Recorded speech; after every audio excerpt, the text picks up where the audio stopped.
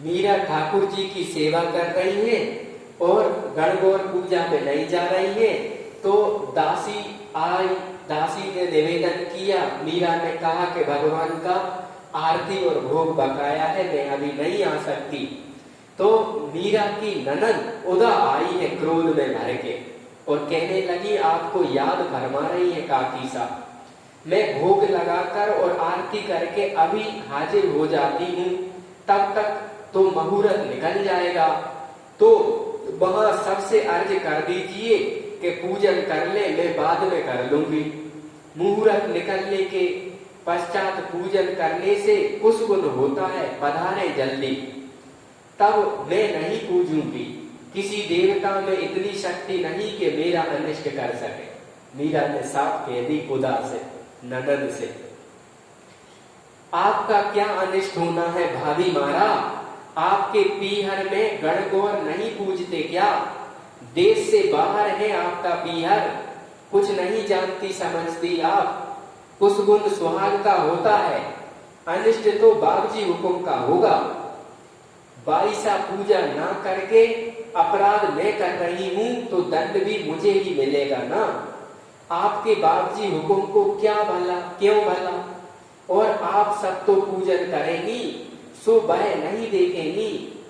आप सबकी पूजा से बाबजी हुकुम का भला नहीं हो सकता क्या? ननद भाभी बतिया रही है, कैसी है आप? इतनी देर तो हम वहां पहुंच ही जाते, उठिए चलिए। बाईसा मीरा ने दृष्टि उठाकर ननद की ओर देखा। मैंने पहले ही आपको अर्ज कर दिया था कि मेरा चूड़ा अमर है और मेरे पति गिरधर गोपाल है। उनकी सेवा के बाद यदि समय बचे तो मैं देवताओं और मनुष्यों की सेवा करने को तैयार हूं, उनसे पहले नहीं। मीरा ने ठंडे पर दृढ़ स्वर में कहा, वीर ठाकुर जी है तो बाबूजी हुकुम क्या है? मैंने भोजराज क्या है? ननद पूछ रहे, यह बात आप उन्हीं से पूछ लीजिएगा। कहती हुई मीरा ने भोग थाल का ढक्कन उगाड़कर पर्दा खींच दिया। उदय कुंवर बाईसा ने जोर जोर से बोलने के कारण भोजराज जी जग गए। उन्होंने पूछा, कौन है? बाईसा है, दासी ने कहा। क्या है उदा? भोजराज ने पूछा और देखा बहन क्रोध से लाल मुंह किए हुए हैं। गणगौर पूजने का मुहूर्त आ गया है बाबूजी। हुकुम रात को ही भाभी मारा को कहलवा दिया था, सवेरे नर्मदा जीजी को भेजा, अब तीसरी बार मैं स्वयं आई हूँ। वहां सभी प्रतीक्षा कर रहे हैं और मुहूर्त टला जा रहा है।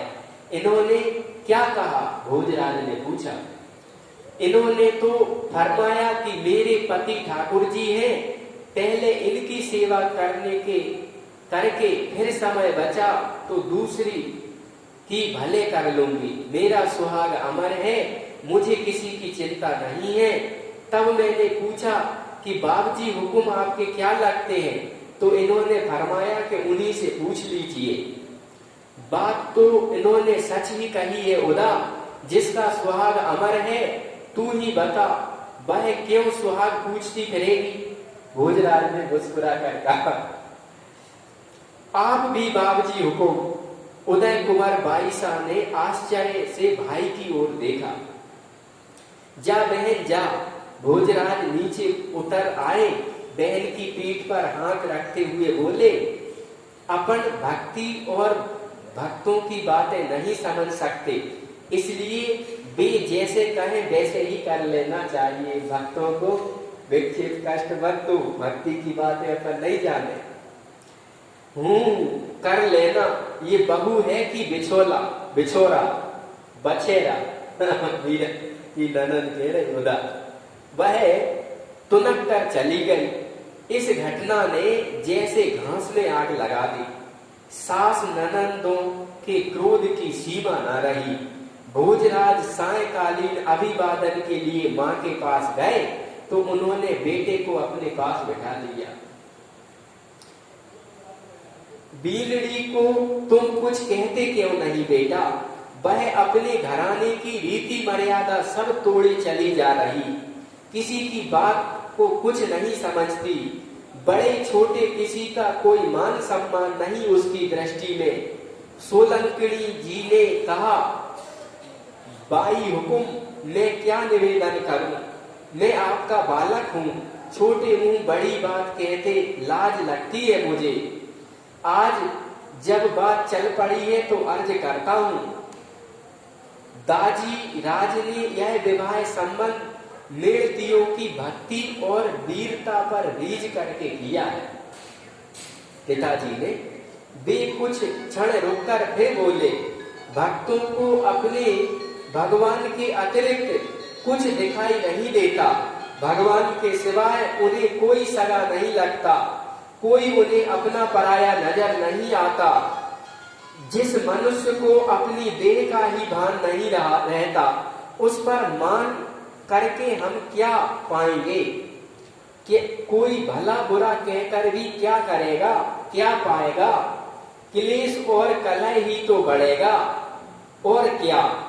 उधर तो ऐसा है जैसे बहरे के सन्मुख गीत गाओ, मीरा के पास सारी रात उबालो तब भी बर्फ वैसा ठंडा। फिर वायु हुकुम जैसे आपको भगवान के अतिरिक्त कोई नहीं दिखता, वैसे ही भगवान भी भक्तों के सामने दुनिया भूल जाते हैं। क्या बात कह रहे हैं? भक्तों का बुरा करने और सोचने पर भगवान नाराज होते हैं। अपन तो दोनों ओर से मरे, इसलिए मेरी अर्ज है कि जो हो रहा है वह होने दीजिए। कहीं ऐसा ना हो कि मेवाड़ पर विपत्तियों के बादल घिराएं। दाजी राज को निवेदन कराएं कि रतन सिंह का विवाह करवा दे, जिससे स्त्रियों का मन इधर से हटकर उस ओर लग जाए। माँ बेटा बतिया रहे कि मीरा मत छेड़ो, छोटे भैया को ब्याह करवा दो। किंतु पुत्र तुम्हारा क्या होगा? माँ की ममता अनचाहे ही शब्दों के रूप में उछल पड़ी। वे बेटे की पीठ पर हाथ फेरती हुई चिंता के सागर में डूबने लगी। मेरा मुझे क्या हुआ है माँ? वे एकदम कह गए, किंतु माँ की बात का मर्म समझते ही सकचा गए। अपने को संभाल कर धीरे धीरे बोले, मेरी चिंता ना करें बाई हुकुम। लोग तो भक्तों के दर्शन करने के लिए कितनी दूर दूर दौड़ते फिरते हैं, अपने तो घर में गंगा आई है, और क्या चाहिए हमें? कितनी अच्छी बात कह रहे कि मेरे घर में तो इतनी बड़ी भक्तानी आई है। यह क्या कहते हो बेटे? चित्तौड़ का राजकुंवर तलवार के बदले तमूरा बजाएगा। तुम्हारी यह कंठी और तिलक देखकर मेरा हृदय कलेजा मुंह को आता है। भोज, अभी क्या उम्र है तुम्हारी? भक्ति करने को तो बहुत समय पड़ा है बेटे, तुम दूसरा विवाह कर लो। क्या यह सत्य है कि तुमने विवाह प्रस्ताव फेर दिया? माँ पूछ रही है। बाई हुकुम, तलवार चलाने का समय आए तो सुनिएगा। युद्ध से लौटे हुए काका और भाइयों से भी आपके जाए बेटे के दोनों हाथ समान रण में रूप से रण में चले थे। मातृभूमि का ऋण चुकाने में अपना आपका यह बालक कभी पीछे पांव नहीं रखेगा। रणसैया पर पौड़ कर अमर लोग जाने की होश किस राजपूत में नहीं होती माँ? फिर आपकी कोख का जाया भिन्न कैसे होगा? भक्ति करने की कोई आयु नहीं होती, कौन जाने कब भगवान के यहाँ से बुलावा आ जाए। वाह, क्या सत्पुत्र है। माँ ने घबराकर पुत्र के मुख पर हाथ रख दिया कि ऐसी बात की कब भगवान के यहाँ से बुलावा आ जाए। ऐसा मत बोलो बेटा, एक लिंगनाथ का सहस्त्राभिषेक करवा कर मैंने तुम्हें पाया है। उनकी आंखें भरा, हजार अभिषेक करे शिव जी के, तब भोजराज तुम्हें पाया है। माँ कह रही है, आंखें भरा है। आपको दुखी करने के लिए नहीं कहता हुकुम, पर उसके घर की बात कौन जानता है। सेवा का अवसर आए तो अपने इस अपदार्थ पुत्र को याद फरमाइएगा। भोज ने मां के चरणों में सिर रखकर खड़े होते हुए कहा, सीख विदा अर्ज करूंगा। जाओ पुत्र, अपनी इस दुखियारी मां को भूलना नहीं। उन्होंने निश्वास छोड़ा। ऐसी आशंका आपको क्यों हुई बाई हुकुम। भोज ने आश्चर्य मिश्रित दुख भरे स्वर में कहा, कुछ नहीं बेटा, ऐसे ही मुख से निकल गया, अब तुम जाओ। मीरा के कारण सासू दुखी है, ननद दुखी है, मीरा कोई दिक्कत नहीं, वो तो जैसी भक्ति चल रही, ठाकुर जी की सेवा से कोई समझौता नहीं। हाँ। नव मंदिर का निर्माण। आपको कोई कष्ट असुविधा हो तो हुक्म करें। भोजराज ने मीरा जी से पूछा, एक अर्ज करूं, मानोगे? क्यों नहीं, फरमाइए, वचन दीजिए। वचन, अभी और कुछ बाकी रह गया है। यदि आप अब भी आपको विश्वास ना हो तो फिर मेरा जीवित रहना व्यर्थ है। उनका गला संभालते संभालते थोड़ा कप उठा। यह क्या फरमाते हैं आप? हाँ, भोजराज कह रहा है कि वचन मांग रही हूं, मुझ पर विश्वास नहीं है। यह क्या फरमाते हैं आप? मीरा उतावली से बोल पड़ी, बस इतनी ही है कि आप मुझे इस प्रकार आदर युक्त संबोधन ना दे। मीरा कह रहे मुझे इतना सम्मान ना दे तो हुक्म हो, कैसे बोलूं, कैसे बोलूं?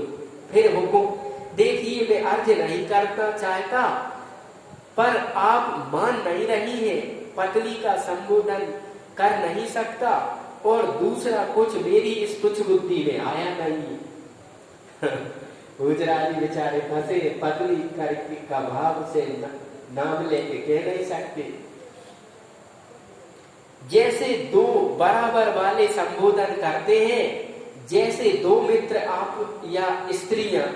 भोजराज जोर से हंस पड़े। स्वयं को स्त्री मान लेना कठिन है, वैसे ही आपको पुरुष समझना और मेरी शक्ति के बाहर है। अब कहिए मैं क्या करूं, क्या कहूं आपको? यह आप क्यों, तुम कहां कहा जा सकता है? मुझे आप तुम भी कह सकते हो, आप ना कह के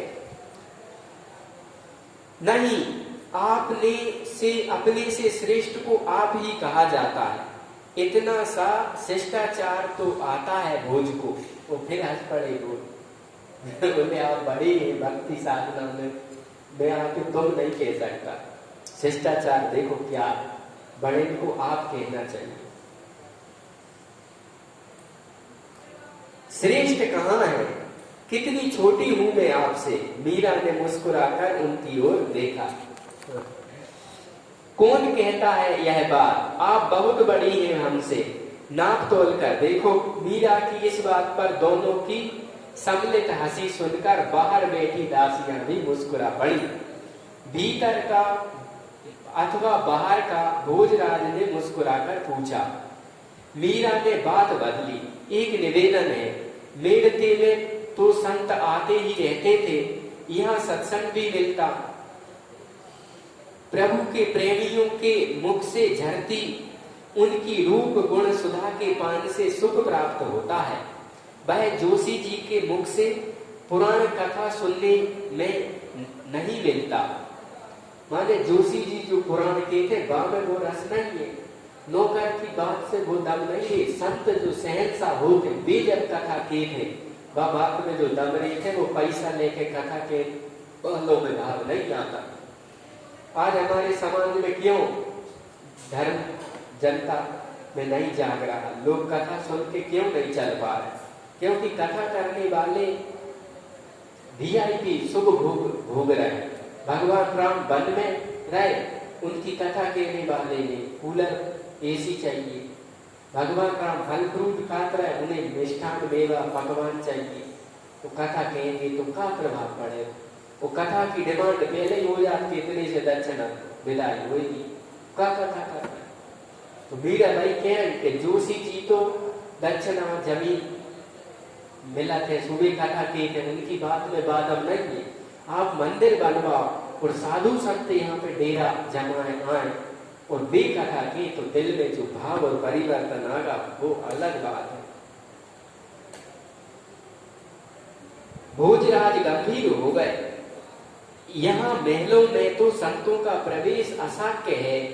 हाँ, किले में संत महात्मा आते रहते हैं, किंतु आपका बाहर पधारना कैसे हो सकता है? सत्संग बिना तो प्राण तृषाया, मैंने सत्संग के बिना प्राण तृषा से मारे जाते हैं। मीरा कह रहे कि सत्संग बिना मोह घुटन सी होते। अब बहू रानी वो बाहर कैसे जाए राजमहल से? जहाँ चिंता सता रही है अब भोजराज को।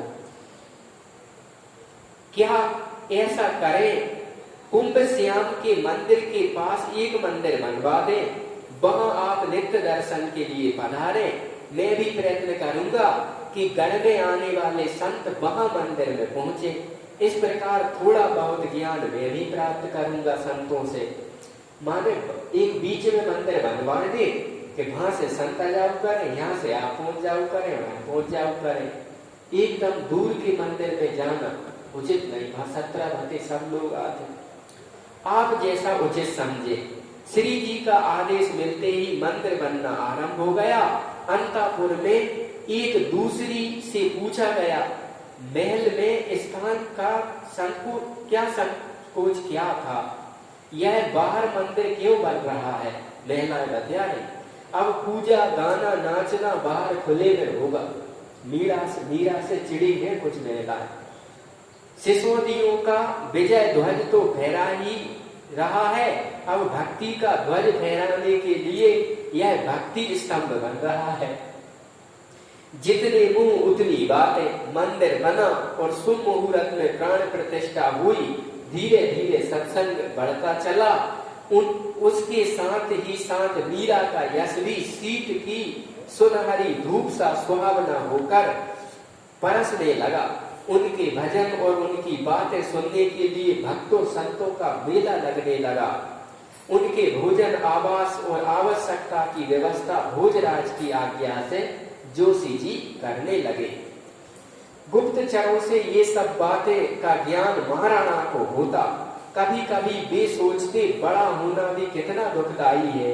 यदि मैं महाराणा अथवा ससुर ना होता, साधारण जन होता, तो सब भक्तों के बीच में बहू की संतों की बातें सुनता, बहू का नाच गाना और भजन सुनता, कानों को कितना सुख मिलता।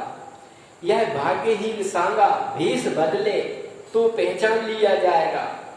जैसे जैसे बाहर मीरा का यश विस्तार होने लगा, राजकुल और समाज की स्त्रियां निंदा में उतली मुखर हो उठी, किंतु मीरा इन सब बातों से बेखबर अपने पथ पर दृढ़ता पूर्वक पग धरते हुए बढ़ती जा रही थी। उन्हें ज्ञात हो भी कैसे, भोजराज सचमुच उनकी ढाल बने बैठे थे। परिवार के क्रोध और अपमान के सैल भाले वे अपनी छाती पे झेल रहे थे। मीरा कुछ पता नहीं चलता, सब भोजराज संभाल लेते। निंदा हो, दुख हो, बुराई हो, खर्च हो, व्यवस्था हो, जग हसाई हो, 17 भटी बातें भोजराज मीरा भक्ति करवा रहे थे और खुद सबके प्रहार से रहे थे। कैसे मित्र मिले मीरा, कितनी पुण्यात्मा है मीरा, कैसी भक्ति में छकी है मीरा, कैसे धन भागे प्रभु। ऐसी भक्ति हम सबको प्राप्त हो, ऐसी हम मीरा जी से प्रार्थना, भगवान के भक्तों से भगवान से प्रार्थना करते हैं। सच्चिदानंद भगवान की, सियावर रामचंद्र की, मोर मुकुट बंसी वाले।